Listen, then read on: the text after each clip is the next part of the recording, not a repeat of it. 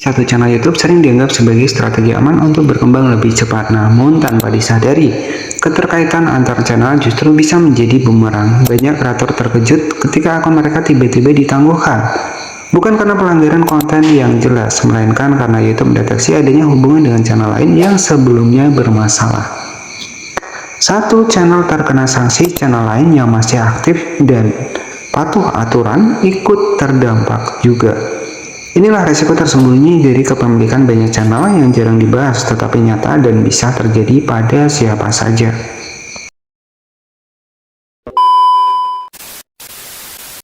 Aman karena tidak melanggar aturan konten, namun kenyataannya akun YouTube tetap bisa ditangguhkan tanpa peringatan jika terdeteksi memiliki keterkaitan dengan channel lain.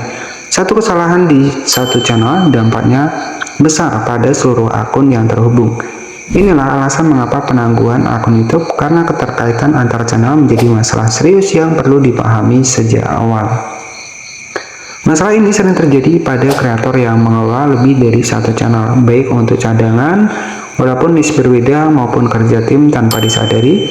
Ya, kepemilikan hingga pola pengelolaan yang saling terhubung dapat terdeteksi sebagai satu kesatuan akun. Ketika salah satu channel dianggap melanggar kebijakan, YouTube dapat menerapkan sanksi secara menyeluruh. Karena itu, memahami penyebab, resiko, dan cara menyikapi penangguhan akibat keterkaitan antar channel menjadi langkah penting agar kerugian yang lebih besar dapat dihindari. Di video kali ini kita akan bahas hal-hal yang harus dihindari, ya agar tentunya channel yang sudah lolos monetisasi itu bisa aman ya. Karena ini terkhusus buat kamu yang mungkin punya banyak channel. Bermula, pastinya poin penting yang sering bikin orang penasaran adalah penghasilan di YouTube itu berapa sih? Nah, di sini langsung kita bongkar, kita langsung masuk di YouTube Studio. Nah, di sini ada views sekitar 4.000. Nah, di sini ada views sekitar 4.000-an. Kemudian kita cek di bagian pendapatan sih, berapa sih pendapatannya. Nah, ini bisa kita refresh ya untuk pendapatan di YouTube ya. Nah, ini hanya sebagai bukti dan juga referensi saja bahwa saya juga memiliki sebuah channel yang tentunya sudah lolos monetisasi. Di sini saya refresh ya. Jadi dengan total sekitar 4.000 views di YouTube, ya estimasi penghasilannya mendapatkan sekitar 1 jutaan ya. Jika kita cek di sini, ini real, kita langsung buka di aplikasi dari YouTube Studio. Dan di sini juga ada tanggal-tanggalnya, ya bahkan satu harian. Nah, di sini ya. Jadi ada yang 490.000, 980.000. Nah, ini ya. Jadi ini bisa kita cek di sini karena kita real langsung buka di aplikasi dari YouTube Studio. Dan untuk RPM-nya sendiri, alhamdulillah ya RPM-nya lumayan besar ya. Jadi ini bukan target luar negeri, ini masih target Indo dengan RPM sekitar 295.000 ya. Dengan CPM di 400 ribuan. Jadi CPM dan juga RPM di sini saya akan jelaskan sedikit sebelum kita lanjut ke pembahasan selanjutnya ya. Jadi di sini bisa kita cek CPM. Ini adalah pengiklan bayar ke YouTube ya. Itu sekitar 449.000 per 1000 views. Nah, untuk RPM sendiri ini adalah penghasilan kita sebagai kreator. Nah, jadi YouTube itu membayar kita dari iklan juga. Nah, ini pendapatan totalnya dari satu video, kemudian kita mendapatkan 295.000. Jadi seperti itu ya. Ini hanya sebagai referensi saja. Kemudian bukan ini yang akan kita bahas ya. Jadi yang akan kita bahas pada kesempatan kali ini adalah hal-hal yang harus dihindari ya buat kamu yang memiliki banyak channel di channel YouTube ya. Salah satunya untuk saat ini, karena kita tahu ya aturan YouTube itu semakin hari semakin ketat. Banyak kreator-kreator yang mungkin memprivat videonya karena dianggap melanggar ya, tentunya itu tetap terdeteksi dan biasanya dihapus ya. Memang YouTube ini sekarang sudah semakin ketat ya, apalagi buat kamu yang mungkin memiliki banyak channel ya, ada beberapa hal yang harus dihindari. Nah, jadi buat yang penasaran bisa tonton video ini sampai selesai. Baik, jadi ini sebagai contoh saja, kita langsung masuk di aplikasi YouTube Studio. Nah, ini ada salah satu sebuah channel saya yang pernah dismonet ataupun digunakan ulang ya. Jadi buat kamu juga yang mungkin terkena penangguhan channel karena channel terkait. Nah, ini ya, jadi agar nantinya untuk kedepannya buat kamu agar untuk di channelnya itu masih aman yang dimonetisasi. Jadi ini sebagai contoh saja hal-hal yang harus dihindari ya. Untuk yang pertama, ketika kita sudah memiliki channel monet, ya kemudian kita membuat sebuah channel yang baru, itu yang pertama adalah hindari yang namanya adalah konten reupload ya. Jadi kalau reupload dengan minim editing itu dihindari.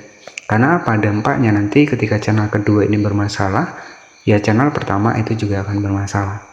Nah di sini ketika kita mengajukan banding di sini, ya ketika memang kita itu memang benar-benar salah ya, untuk video kita itu mengakui kita salah ketika kita mengajukan banding di channel yang kedua, ketika memang sudah mengajukan nih kemudian ditolak ya, kemudian kita berencana mengajukan banding nih.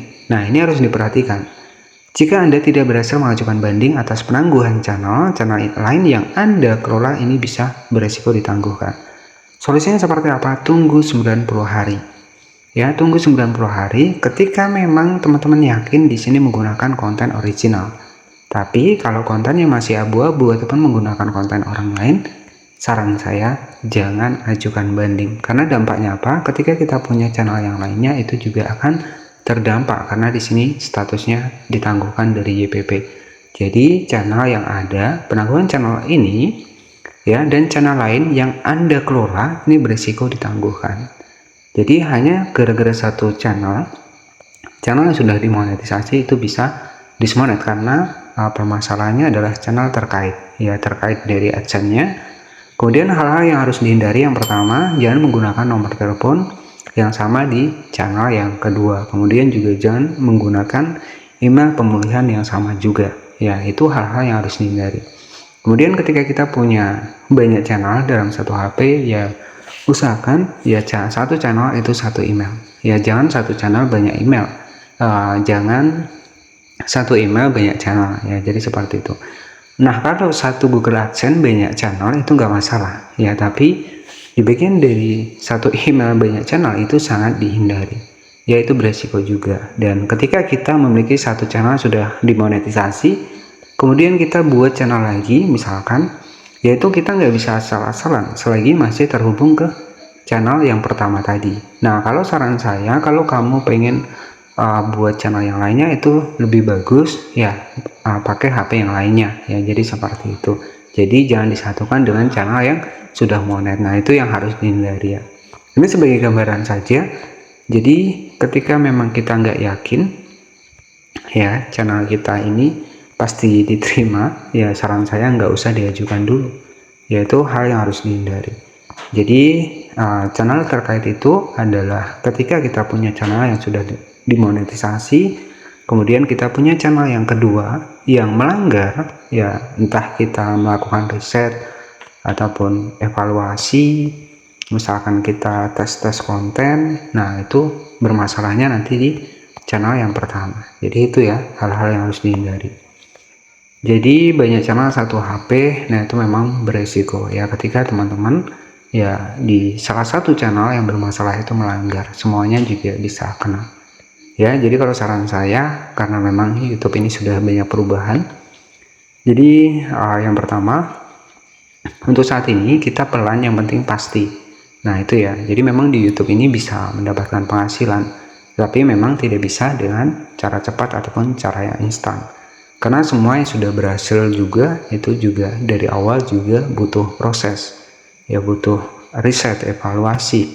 Nah jadi seperti itu. Jadi harapan saya buat kamu yang mungkin baru mulai, ini sebagai contoh gambaran saja. Ketika kita punya banyak channel ya, usahakan memang kita harus menaati aturan dari platform ataupun kebijakan monetisasi di YouTube ya, karena kita tahu YouTube untuk saat ini itu lebih ketat lagi ya, dimana ya tentunya banyak sekali channel-channel besar yang mungkin banyak dihapus ya, jadi seperti itu. Jadi yang pertama juga ketika kita menggunakan konten AI, hindari juga full AI-nya ya, jadi harus ada campur tangan untuk editing, misalkan suara-suara kita itu nggak masalah ya, jadi pelan tapi pasti itu nggak masalah ya, jangan cepat tapi hasilnya misalkan dismonet ataupun ditolak monetisasi.